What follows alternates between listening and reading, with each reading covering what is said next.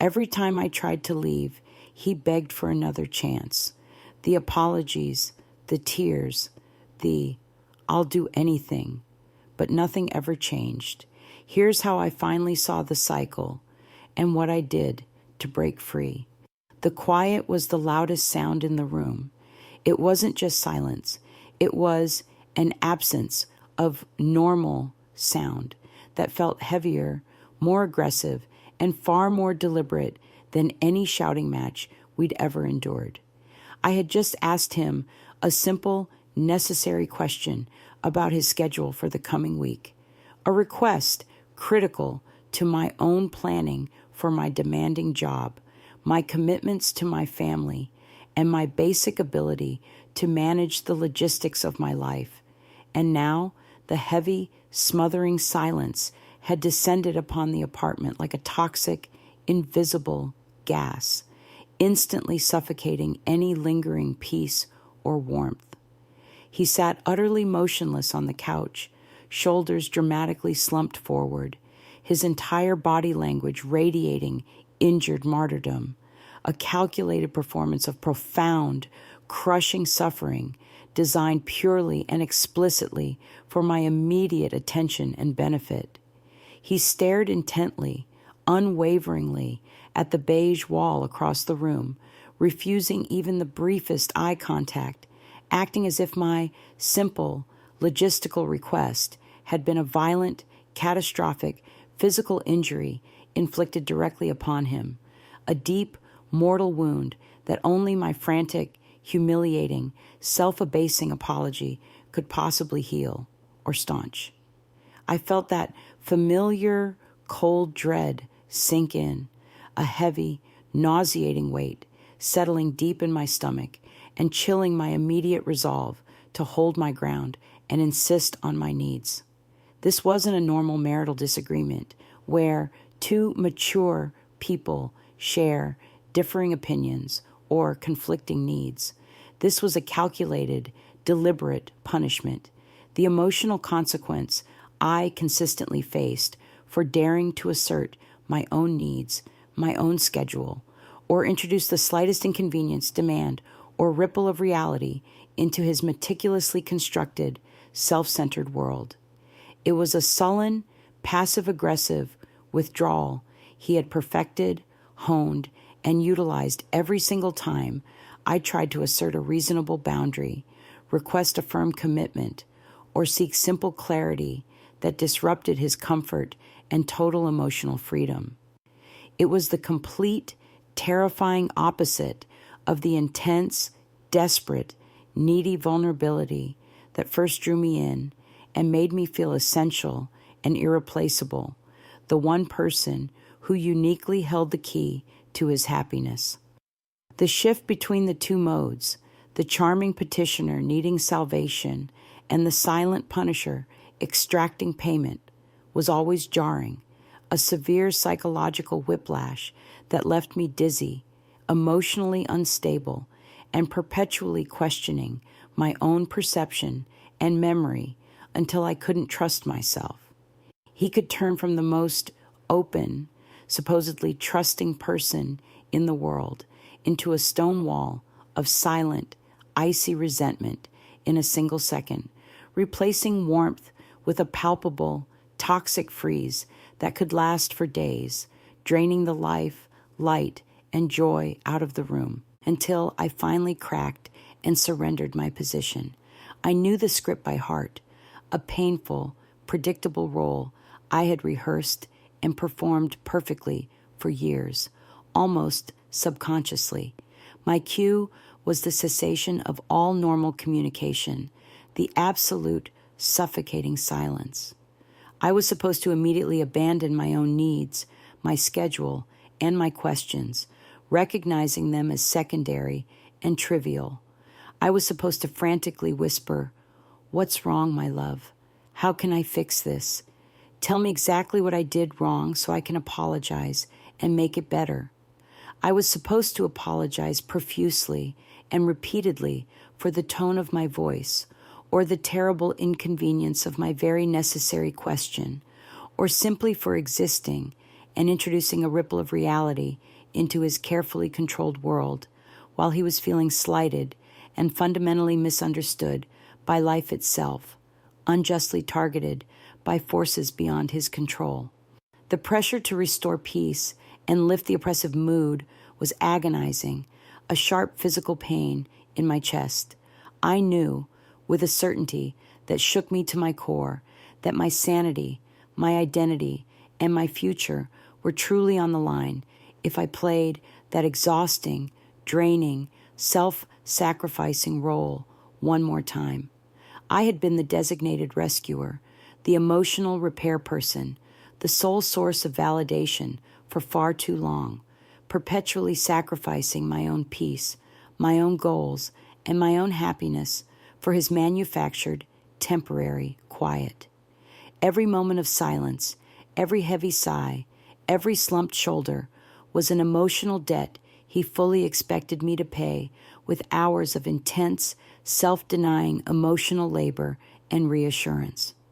It had been exactly 4 months since the last colossal blow-up, the one where I had actually managed to pack a small overnight bag, stood by the door with my keys in my hand, and called a friend to meet me immediately. His response that night had been immediate, instinctive, and utterly dramatic, a desperate performance of need. He had transformed instantly into a torrential storm of desperate tears, racking sobs, and theatrical self-loathing, clutching at my clothes and begging me not to leave. He shared a heart-wrenching, deeply personal story, or at least what felt like one, full of raw, convincing detail about his past failures, his deep childhood wounds, and the sheer consistent unfairness of his life, making sure to explicitly mention how everyone before me had betrayed, judged, or abandoned him, confirming my superior, special status. That feeling of being chosen, of being the one and only person he trusted enough to share his hidden, aching wounds with, had hooked my empathy deep in my chest like a fishing line with a powerful lure sinking into my core self. It felt like a profound, exclusive bond, a secret mission we shared against a cruel world that misunderstood him. I convinced myself he isn't a bad person. He's just a deeply wounded, sensitive soul who desperately needs my unique kind of rescue, patience, and unconditional understanding to finally heal and become whole. This carefully constructed belief that I was his final, indispensable chance at happiness and success was the precise, intentional beginning of my long, debilitating trap. It was a vicious, calculated form of emotional blackmail dressed up as profound intimacy and deep soul connection. That belief, that noble yet completely inaccurate narrative, was the dangerous lie I carried for years, the lie I meticulously told myself every single day to justify staying and enduring the constant neglect, the emotional volatility, and the paralyzing chaos. I convinced myself that I was the one strong enough, patient enough, and smart enough to help him escape his perpetual bad luck. His difficult bosses who consistently failed to recognize his genius, and his constantly disappointing family and friends who simply didn't understand him. I believed I was the one who could see past the sullen, miserable exterior to the misunderstood genius inside, the brilliant, sensitive soul waiting for the world to finally recognize him and deliver the praise and admiration he secretly craved and felt entitled to. I spent years waiting for him to launch, to take firm, consistent action, to finally become the decisive, committed, successful man he always swore he would be, the man who existed solely in his ambitious daydreams and the elaborate, self-serving stories he told me. I was foolishly investing years of my life, my precious energy, and my finite emotional resources into potential that was never, ever meant to materialize because the necessary effort was too frightening or too humbling. I was building my entire future on vapor, sacrificing my real, tangible present for his fictional tomorrow, always waiting for a day that would never come. But the real him, the one who lived and functioned in the present, was simply exhausting, chronically dissatisfied, endlessly resentful, and completely draining to everyone who entered his orbit. He was stuck, perpetually stuck, in a crippling pattern of having grand exciting ideas every few weeks, followed by zero actual execution, follow-through, or genuine sustained effort.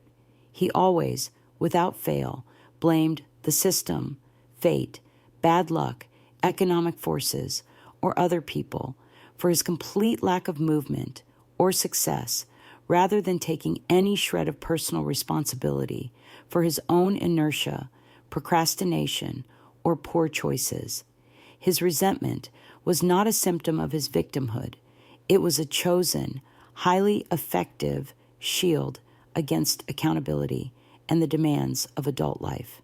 That chronic, ingrained avoidance of personal accountability was the core, rotten truth of the problem, and I finally felt a rush of cold, cleansing self-validation when I realized it wasn't my lifelong responsibility to ignite his potential or manage his adult life like a project manager. It was not my burden to carry his ambition, manage his money, or navigate his complex self-inflicted failures. It was solely and entirely his. My sanity, my future, and my emotional survival demanded that I divest completely and irrevocably from his potential, because his potential was the ultimate, time-wasting distraction from his present, unchanging reality. The truth started to surface years ago, not in big dramatic fights that caused physical damage, but in small, almost undetectable moments that slowly chipped away at my grip on reality and my self-worth until I questioned everything about myself. I remember one moment vividly. We were out to dinner at a nice, crowded restaurant, and I offered a piece of gentle, constructive feedback about how he had spoken rudely and dismissively to a waiter who brought the wrong food order. It was minor, just a polite observation about basic kindness and human respect. He immediately fired back with shocking heat, his voice shaking with feigned outrage and false offense, his eyes watering. "You think I'm a cruel person? After everything I've told you about my past and all the terrible things people have done to me? You're judging me? Why are you deliberately trying to hurt me right now, making me look bad, especially in front of other people?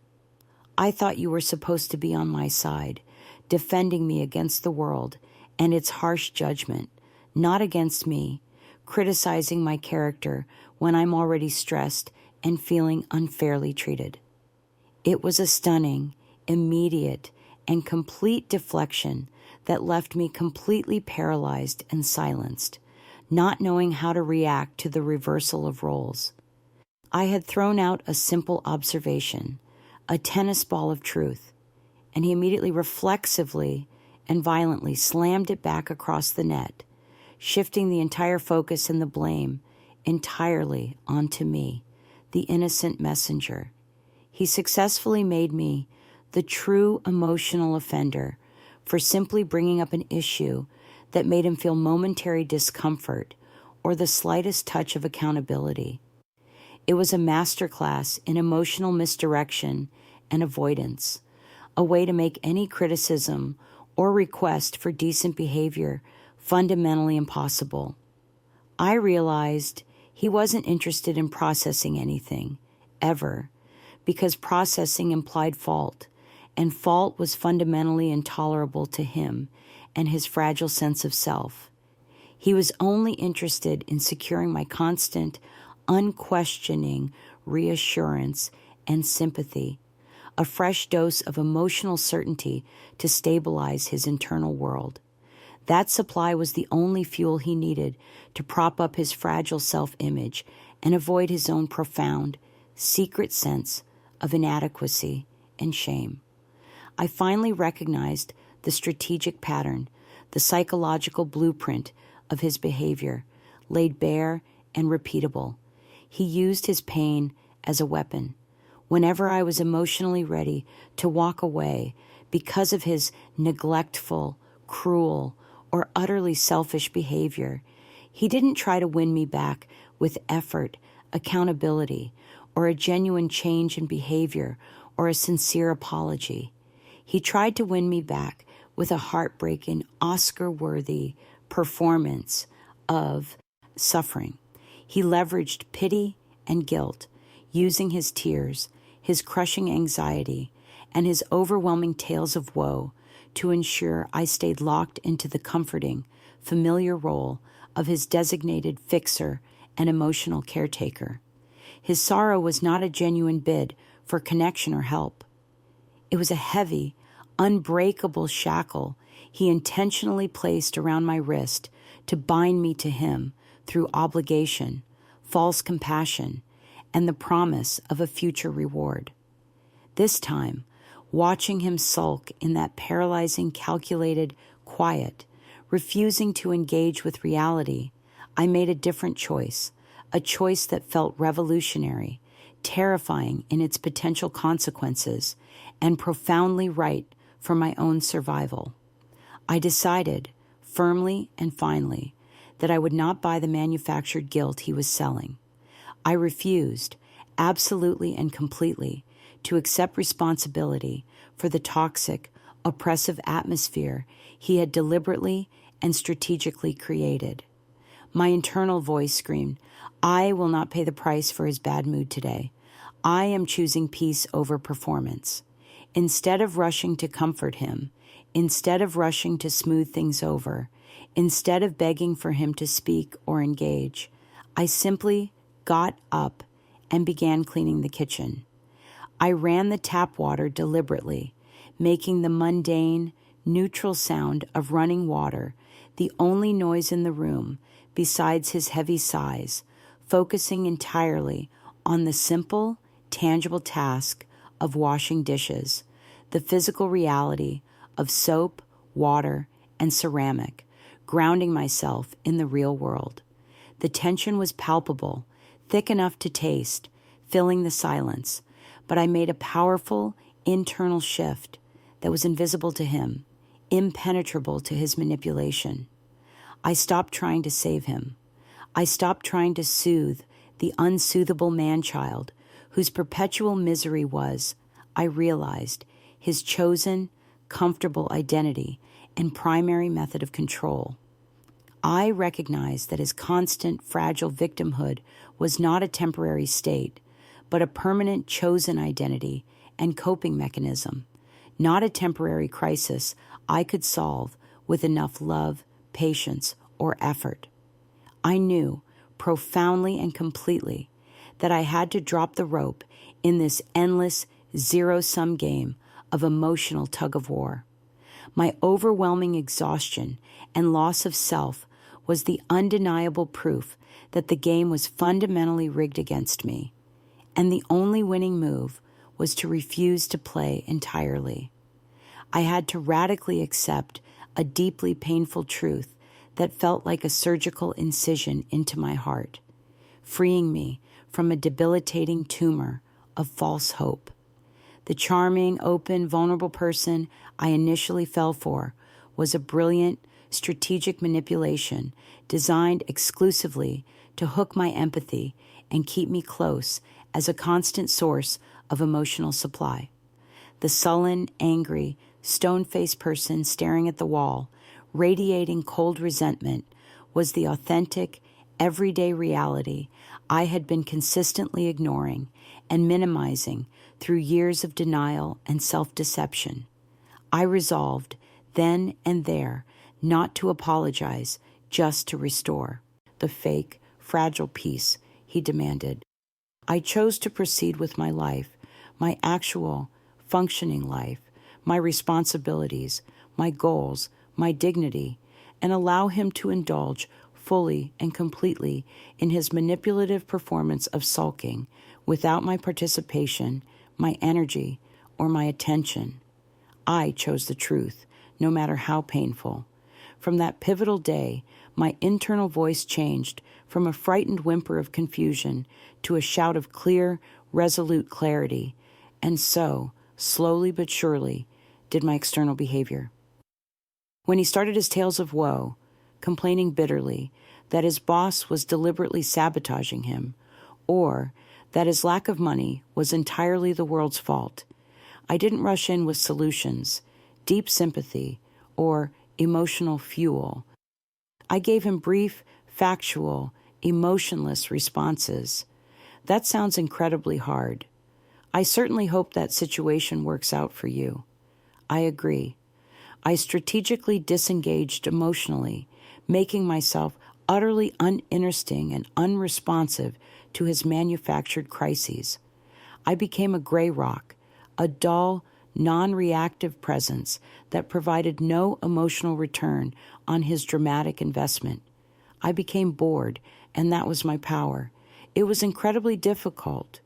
The silence and sulking were often weaponized against me for days or a full week at a time, sometimes with an escalation of dramatic attempts to get a reaction, like suddenly needing a massive favor.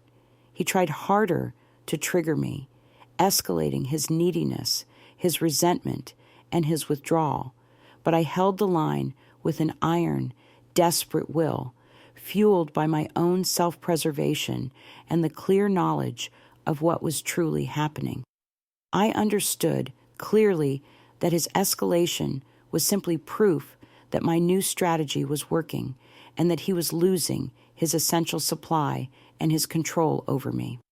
I had also begun to document reality, keeping a quiet, detailed journal of our interactions, his broken promises, and his hurtful words, noting the date and time precisely.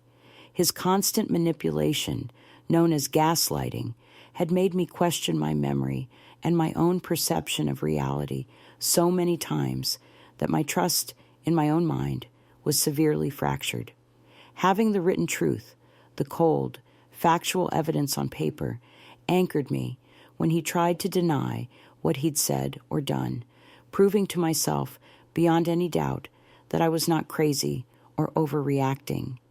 It was the only way to escape the constant emotional confusion and stabilize my own sanity and self-trust. I realized, with a powerful, freeing surge of emotion that felt like running into the open air after being trapped in a smoke-filled room, that I wasn't just leaving him. I was finally choosing my tangible, real-world present over his magnificent, endlessly postponed, phantom promises. I broke the cycle, not by winning an argument or demanding an apology, but by fundamentally refusing to participate in his perpetual drama and self-pity. The only move that mattered, the only action that freed me from his toxic orbit, was the move I made for myself, for my own life, and for my future peace and happiness. I took back my timeline, my emotions, and my power. The definitive difference between genuine planning and manipulative future faking is follow-through.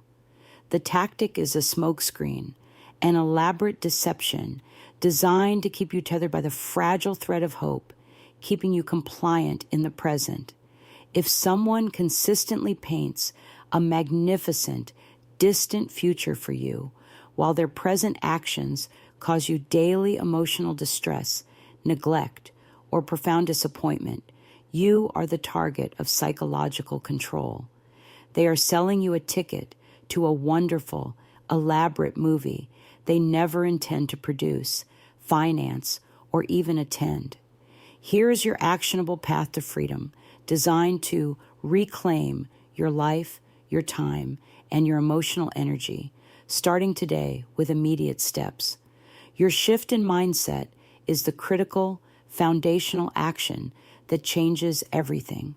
You must immediately stop trying to save, fix, or soothe this person's ego or pain. Recognize that their victimhood is a permanent identity and coping mechanism, a chosen, comfortable way of life, not a temporary crisis you can solve with your love. You must come to the radical acceptance that they will not change their core strategy, because the strategy works brilliantly to keep you giving and performing. Understand that the vulnerable, charming person you initially fell for was a brilliant strategic manipulation designed exclusively to hook your empathy, and the sullen, angry, withdrawn person is the authentic, everyday reality you are truly facing and must walk away from. Refuse to accept responsibility for their moods, their failures, or their deliberate sullenness. When they employ the dark cloud or the silent treatment as a punishment, do not apologize or engage just to restore a fake peace.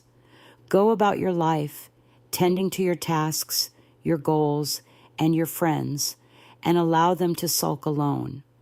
Do not buy the guilt they are selling, because your peace, your emotional health, and your fundamental time are infinitely more valuable than their comfort or their need to be right and superior. To protect your emotional space and energy, you must utilize the gray rock method. Disengage emotionally. Become utterly uninteresting and unresponsive to their crises, complaints, and dramas. Provide only brief, factual, neutral responses without offering emotional fuel, deep sympathy, or actionable solutions. This method effectively starves the narcissist of the emotional supply they need to thrive, forcing them to look elsewhere for validation and leaving you untouched and free from their internal turmoil. Finally, because they rely heavily on denying reality and distortion to maintain their victim status and control, you must document reality. Keep a detailed, precise record or journal of events, promises, and interactions, noting the date, time, and specific behaviors. This record serves as an essential, external anchor to keep you grounded in the truth and prevent future gaslighting and manipulation from derailing your path to freedom and clarity, constantly reminding you exactly why you need to move forward and never look back.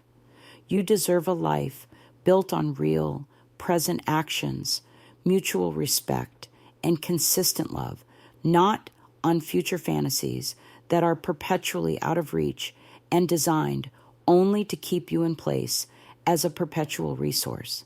You just navigated a brutal psychological terrain, and I am here to tell you that the power you took back by dropping that rope is monumental. That feeling of clarity, that decisive gut check that tells you, I am choosing my sanity, that is the most important and empowering lesson you will ever learn in your life. Never forget that specific moment of realization. It is your anchor. You are not a bad friend, partner, or family member for refusing to be their emotional trash can, their permanent therapist, or their designated rescuer. You are strong, you are smart, and you are finally putting yourself first, which is not selfish. It is necessary for your survival and future happiness. You cannot rescue someone who is fundamentally addicted to being a victim and whose identity depends entirely on your attention and care. All you can do, and the only thing you should do, is rescue yourself from the cycle of emotional debt. If this script helped you put a name to the confusion and gave you a strategic, actionable path forward, please like this video and share it immediately with someone who might desperately need to hear this message today. Your support helps us bring this vital clarity and these protective tools to countless others trapped in the same draining cycle of manipulation. If you want more tools, deeper tactical analysis, and research-backed advice on how to handle these personality types and protect your emotional health moving forward, hit the subscribe button now and join this community. Stay safe, stay strong in your truth, and always choose your present, tangible reality over a beautiful but ultimately empty promise of a future that will never arrive.